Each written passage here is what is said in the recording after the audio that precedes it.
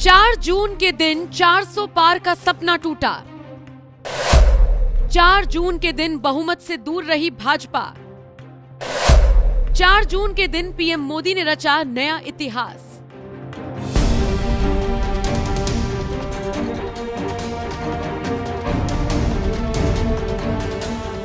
अब चूंकि सरकार एनडीए की है, मोदी जीत की हैट्रिक लगाकर तीसरी बार प्रधानमंत्री बने हैं। 237 सीटों पर इंडिया गठबंधन की ऐतिहासिक जीत है। ऐसे में और कितने वर्षों तक भाजपा का प्रभुत्व बरकरार रहेगा? भाजपा का उगता सूरज क्या डूबेगा या नहीं? इसको लेकर क्या कहती है राष्ट्रभक्त विश्व विख्यात सुदर्शन चक्र ज्योतिषाचार्य श्री संत बेत्रा अशोका जी की भविष्यवाणी? देखिए सिर्फ धर्म ज्ञान पर। इस बार के 24 के नतीजों ने सीटों को लेकर चौंकाया भी है और जितने भी लोग हैं सीटों को लेकर कहीं ना कहीं लोगों की जो एस्ट्रोलॉजिकली कैलकुलेशन है वो उतनी सटीक नहीं बैठी। आपकी भी उतनी सटीक नहीं बैठ पाई इस बार। हालांकि देखिए 14 और 19 में जो आपने जो आंकड़ा दिया था वो बिल्कुल सही था। 282 का जो आंकड़ा दिया था शुरुआत में, फिर उसके बाद आपने 303 का जो आंकड़ा दिया था, इसको लेकर लेकिन इस बार जो 400 पार नहीं हो पाया उसको लेकर कहीं ना कहीं एक पक्ष में थोड़ा गुस्सा भी है, एक पक्ष में नाराजगी भी है। अब लोग जानना चाहते हैं अब आगे क्या, मतलब प्रशांत किशोर है, रणनीतिकार है, उनकी भी भविष्यवाणी गलत हुई सीटों को लेकर, लेकिन वो ये दावा कर रहे हैं कि आने वाले 20 से जो 30 साल जो हैं वो भाजपा के देखने को मिलेंगे। भाजपा की भूमिका, भाजपा प्रमुखता के तौर पर आने वाले 20 से 30 सालों में रहेगी। देखिए, बहुत बढ़िया आपने प्रश्न किया है। पहले तो मैं आपके उस प्रश्न का जवाब देता हूँ कि नंबर जो फेल हुआ जी, उसकी मैंने आपको जो है क्लैरिफिकेशन दी थी। देखिए, कभी भी कोई व्यक्ति अगर कोई गणना करता है तो उसके लिए उसके पास एक डेटा होता है, विदाउट डेटा नहीं। ज्योतिष में गणना होती है आपका date of birth, birth time, birth place जी, और आप किस स्टेटस में हैं। जब आपकी कुंडली बन रही है तो आप किस स्टेटस में हैं, वो सारी चीज़ों को मद्देनजर रख के आपकी प्रेडिक्शंस की जाएंगी।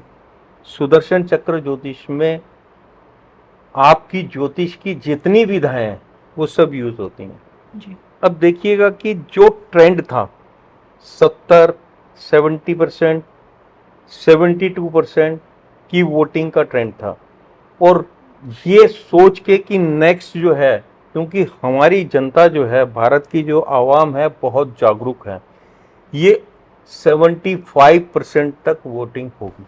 ये डेटा आपने लेके, ये डेटा एक पार्ट था जो नंबर कैलकुलेट करने के लिए। जी, जी। अब आप देखिएगा जो वोटिंग हुई है वो हुई है 60%,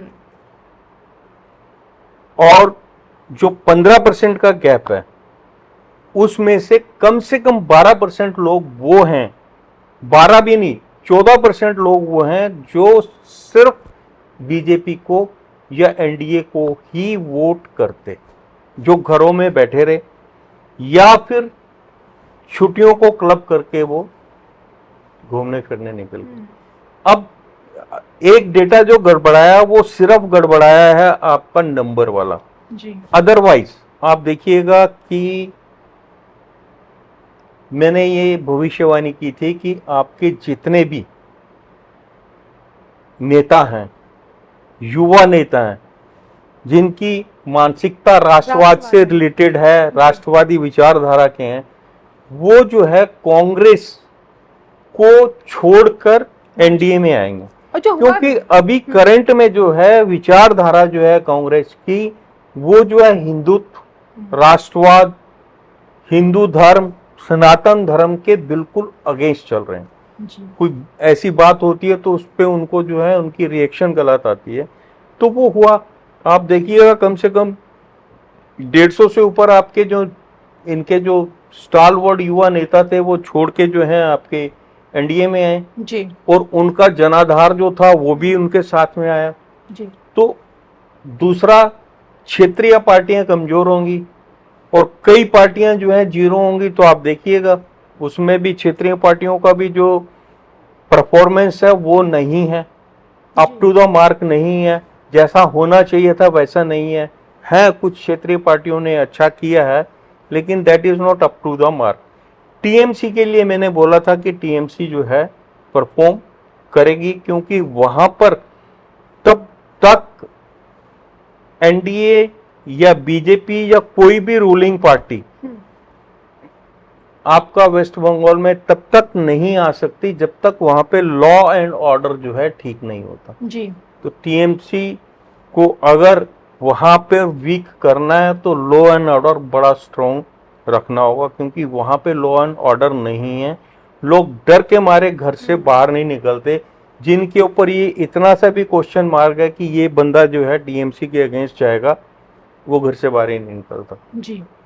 तो क्या अभी आपने जो बोला इसके साथ में नेक्स्ट आपने एक चीज बहुत बढ़िया बोली है कि क्या आपका जो है प्रशांत किशोर ने ये बोला कि आने वाले 30 साल तक बीजेपी जो है सत्ता में रहेगी। डेफिनेटली बीजेपी सत्ता में रहेगी।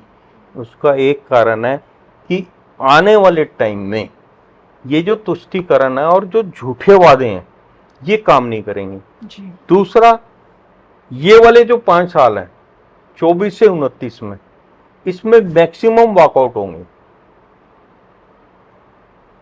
संसद में मैक्सिमम वॉकआउट होंगे, और मैक्सिमम अगर वॉकआउट होते हैं, सत्तारूढ़ पार्टी को अगर आप डिसीजन नहीं लेने देते या सहयोग नहीं करते हैं, वॉकआउट कर जाते हैं और उनको